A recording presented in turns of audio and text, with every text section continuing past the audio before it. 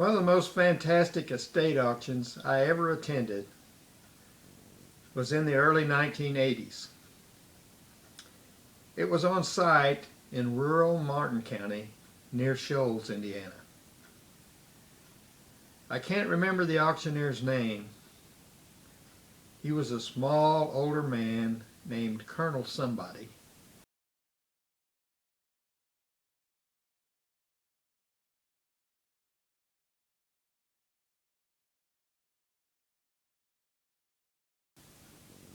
They had a third auctioneer helping them. I don't think he was a colonel. There was a large, multi-story Victorian home on a steep hillside. The people who lived in the home were hoarders of the first order. Every square foot of the house was piled high with stuff. All the outbuildings were crammed to the maximum. There were at least 6 semi-trailers spaced across the hillside below the house, each filled to capacity with every imaginable thing. One was completely full of empty tin cans. I don't think these people ever threw anything away. We'll stop there for a minute.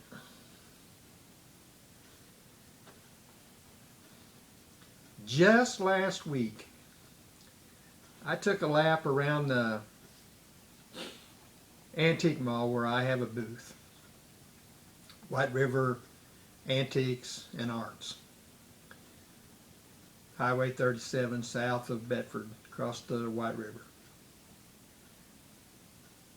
I was just going around looking at other people's booths, and you got to do that once in a while. See if you can find something that you like or something that somebody made a mistake with that you can buy. And I was going through there, and lo and behold, there in a booth was a tin can, about yay tall, had a paper label on it. I picked it up, looked in it. It still had the, you know how you get the lid cut almost all the way around, but still got about that much metal, and then they bend it down inside there. Still had the tin lid on it that you could cut your finger on. Down inside the can, paper label, canned corn. And it was old, interesting graphics paper label on a tin can, but it was a tin can. I looked on the bottom of it, $15. $15 for a tin can.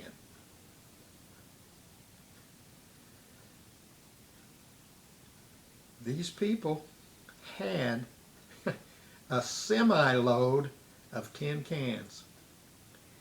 That day, at that auction, they were selling tin cans out of a semi-trailer. What they were doing was they were taking those cardboard boxes and they were piling tin cans in them, and they were hauling them up,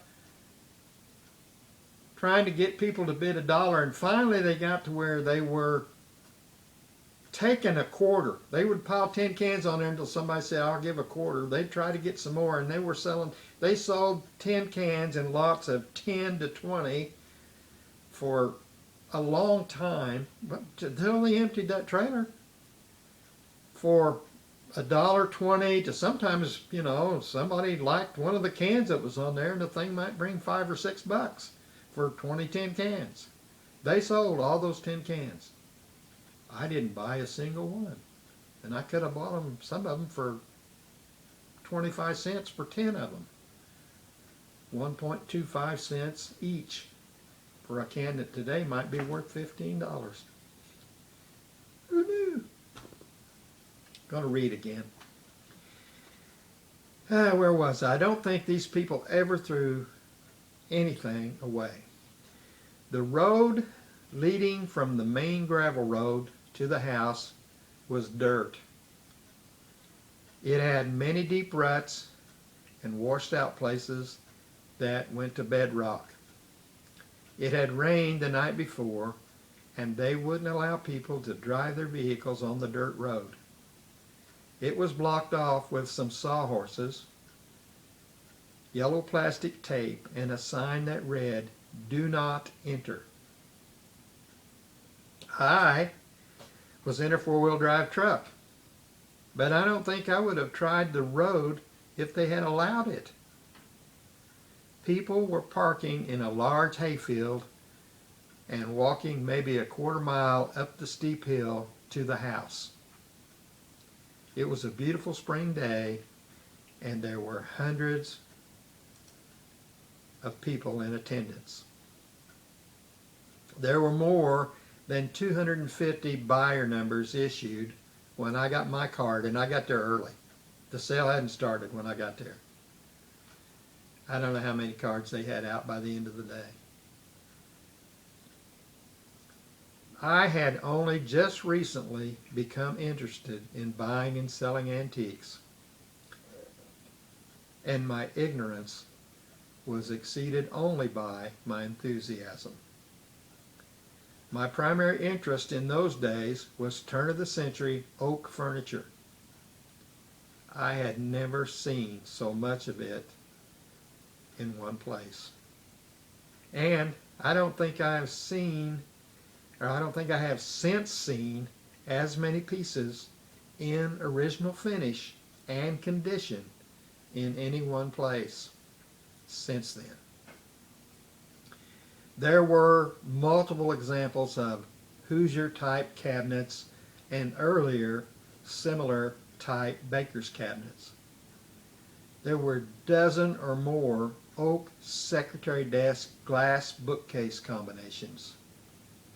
There were step-back cupboards, flat front cupboards and cabinets, wardrobes, washstands, tables, chairs, bookshelves, bookcases, and every conceivable type of bedroom furniture. They advertised 14 10-door pie safes. These were all early hand-built examples with hand-punched tins that had been in the house. They actually had twice this many pie safes if you counted the common examples they dug out of the outbuildings and trailers. In other words, I'm going to stop again. Stop reading it. They had 14 phenomenal early pie safes. The kind you don't even see pie safes like, you didn't see pie safes like that in those days. Then you see one or two a year like the ones I'm talking about. They had 14 of them in their ad, and I think they actually had more than 14. They knew they had 14, and as they dug things out of the house, they ended up with more than 14. And as they took pie safes out of the outbuildings, they had what today we would consider really good pie safes, but they were the later factory manufactured ones with the factory tins and the, I don't know how many pie safes they had. And they didn't know how many pie safes they had. That's the kind of sale this was. Where'd I start? I can't begin to describe the variety or the quantity of smalls. It was overwhelming. Two examples just to illustrate. They had over 200 old glass hens on a nest, and they had over 100 round wooden butter molds. Stop again.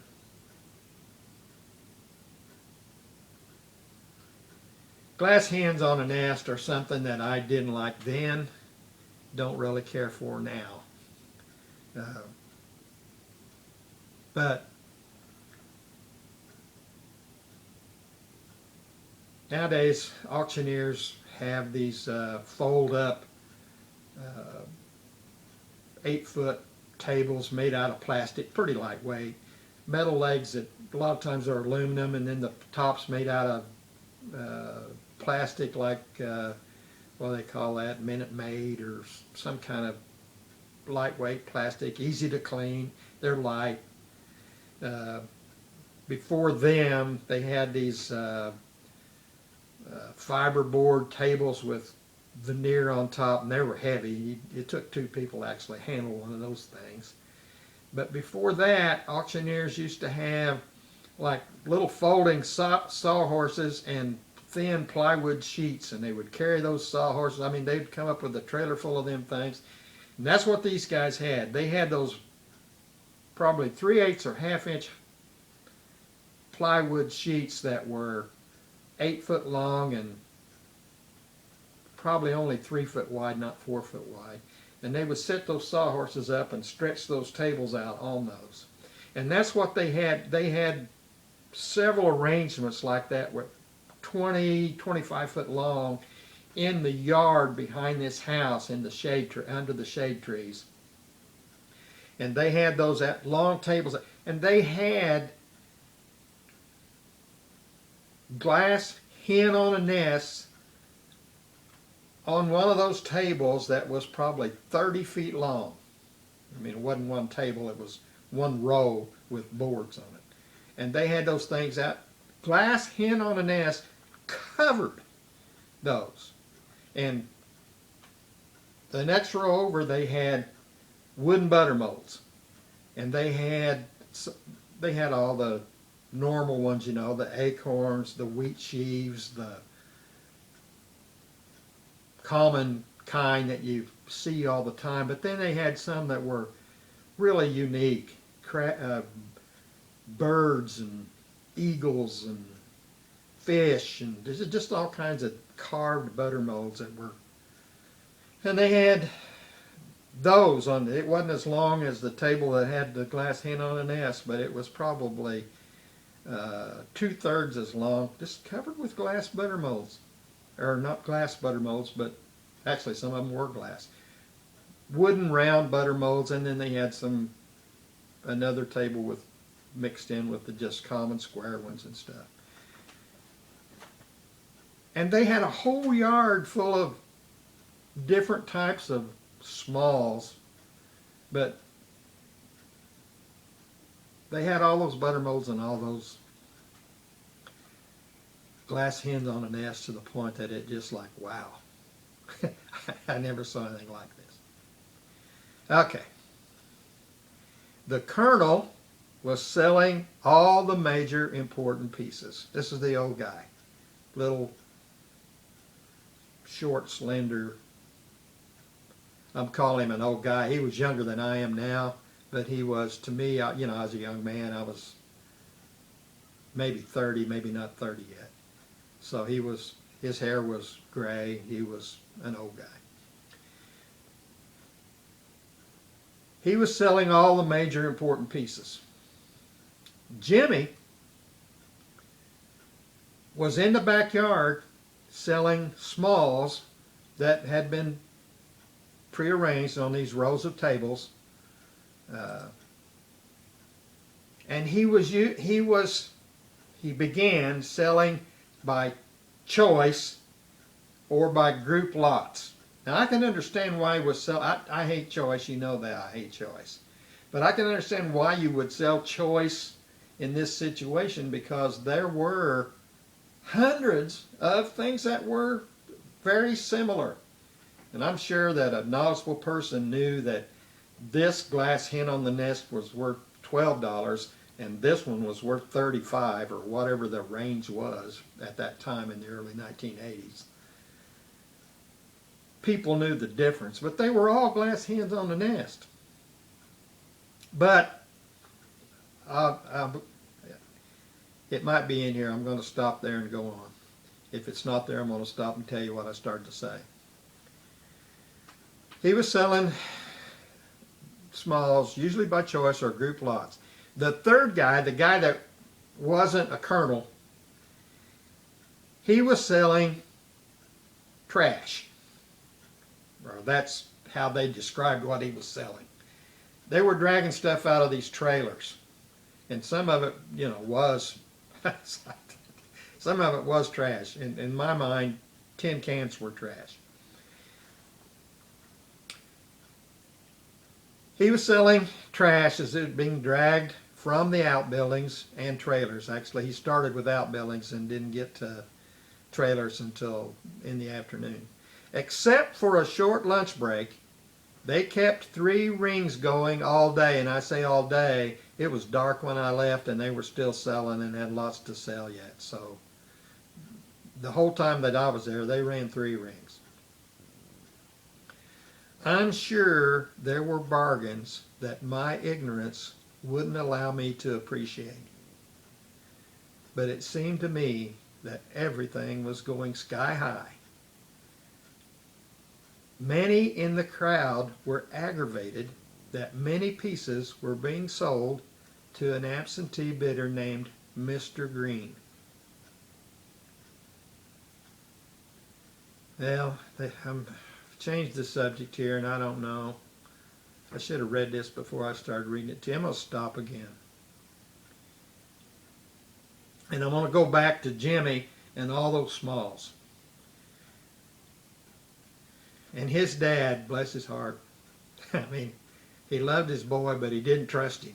He didn't trust him to be doing his job. So he would sell stuff, and then he would come out from around the front yard and come over, and he'd stand by the corner and watch and see what Jimmy was doing. And if Jimmy was doing okay, he'd go back and start selling again and sell a section and then come back. He comes around there, and Jimmy's standing there with his arm crossed, and what Jimmy's doing is he's standing like this, and he's waiting for a lady who has bought choice hen on the nest to pick out what she wants. And she is, she's bid a good high number, but she is actually, I think if they hadn't aggravated her and stopped her and urged her to hurry up, I think she was going to pick up every hen on the nest of the 225 that were left and make sure they didn't have any chiggers on them and make sure that wasn't one that she wanted to pay whatever it was she had bid. That's that. And the old colonel, he stood there at the corner and watched for maybe 5 minutes. Longer than I thought he would. I saw him standing over there, and I thought he was going to say something. I could just see him turning red from the neck up. And finally, he came over and he said, "Jimmy, what the heck's going on here?" And he said, "We're selling choice, and I'm waiting for her to pick out the one she wants." And he said, "Lady, hurry up. We don't have all day. We got to sell all this stuff." And then he said, "Jimmy, turn around there and sell something off of that table while she's picking." So Jimmy, he turned around and he started trying to get a bid on something on the table behind. It wasn't the table that had the butter molds on it, something else. And the old colonel, he started back to go around to the front yard. He got about halfway to the corner, and he turned around and he came back and he said, "Jimmy, for God's sake, you can't sell choice of 250. You can't do that." He said, "These women can't make up their mind when you give them a choice of 5. He said, "This is going to take all day."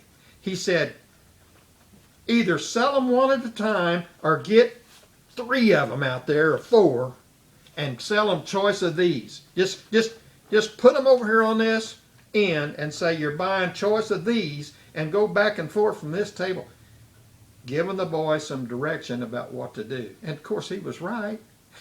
When he gets some woman up there and she's going to look at that 250 of them individually, they'd still been doing it probably today.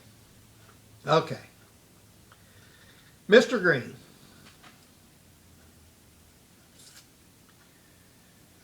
Many pieces were being sold to an absentee bidder named Mr. Greene. Mr. Greene according to the Colonel, had attended a wedding and had left a list of bids with the auctioneer. It seemed to many that this was a ploy to elevate the bidding on much of the good furniture. As it turned out, Mr. Greene was Everett Greene of Log Cabin Antiques in Mitchell, Indiana.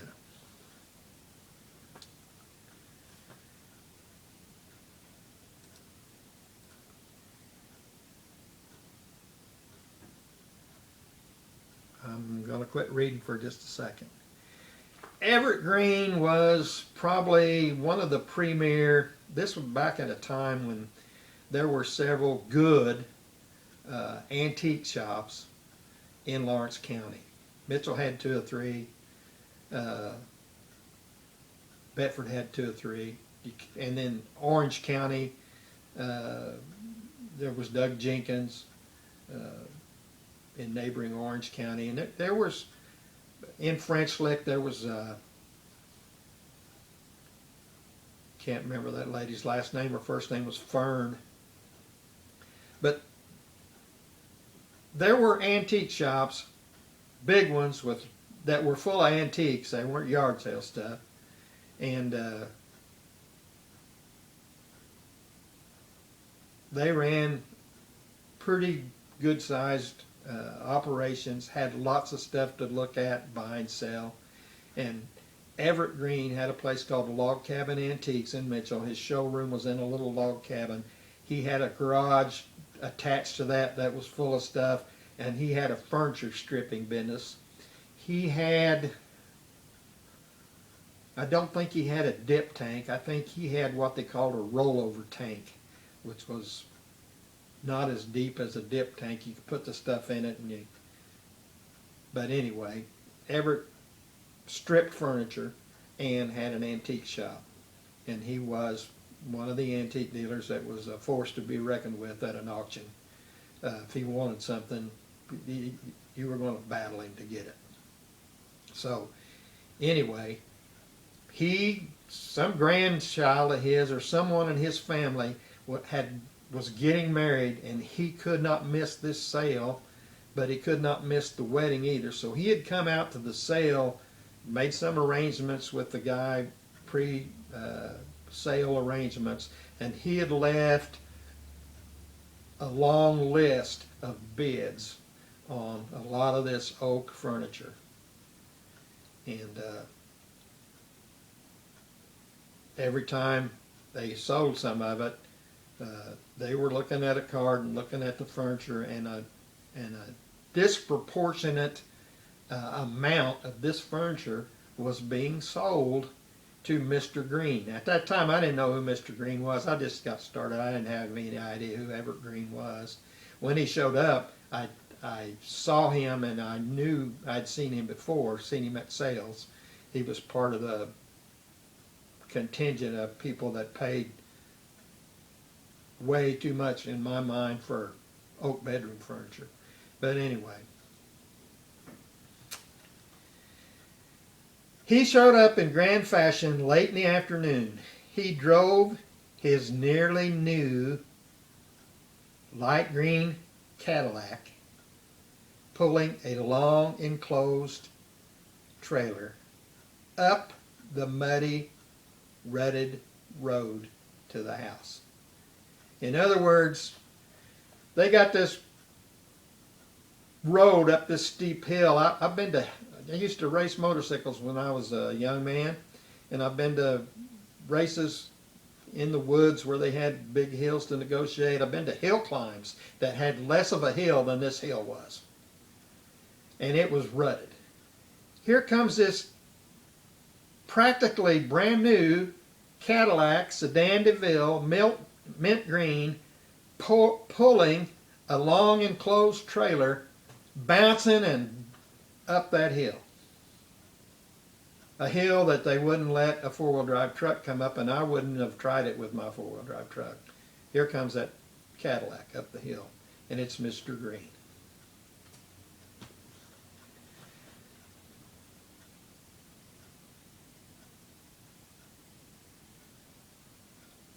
many of the crowd was uh, at least happy that there really was a Mr. Greene and they just weren't being jacked with by the auctioneer when Mr. Greene showed up. But a lot of them who knew who he was still aggravated that he had bought all the stuff he bought without even being there.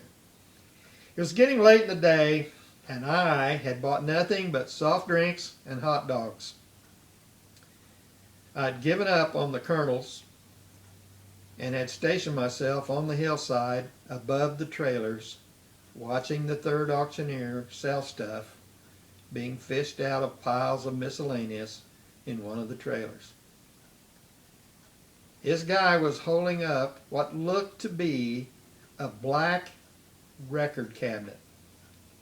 And it's starting to get, it's not dark, but the light's dim. And they're inside a trailer with no light.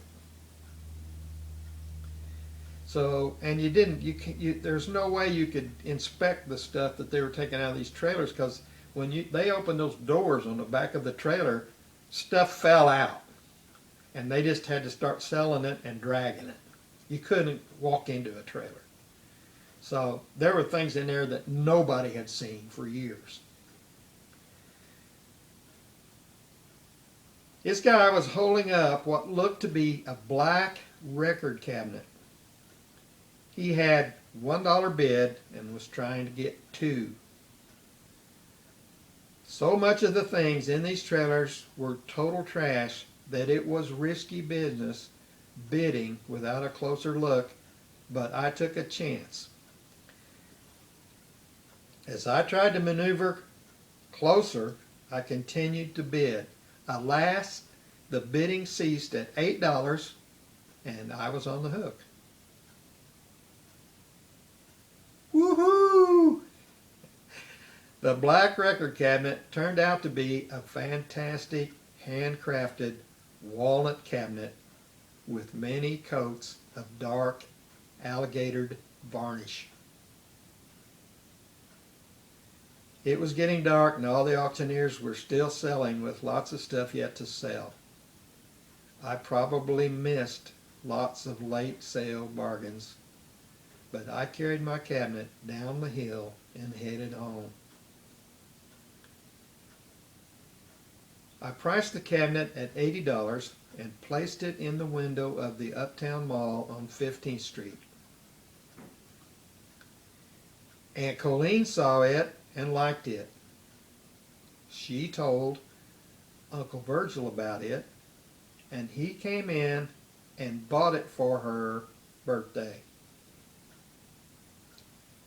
I tried to discount it, but he said it was already priced too cheap and insisted on paying the full price.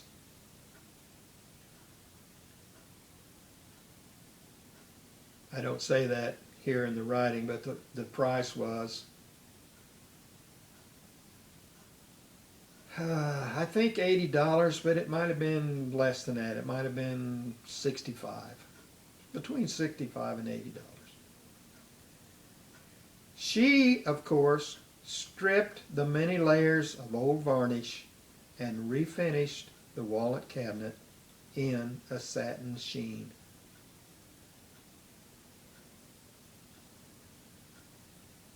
When she had her leave the 17th Street house and move to a trailer auction, I bought the little cabinet again, this time for $55. I don't intend to sell it.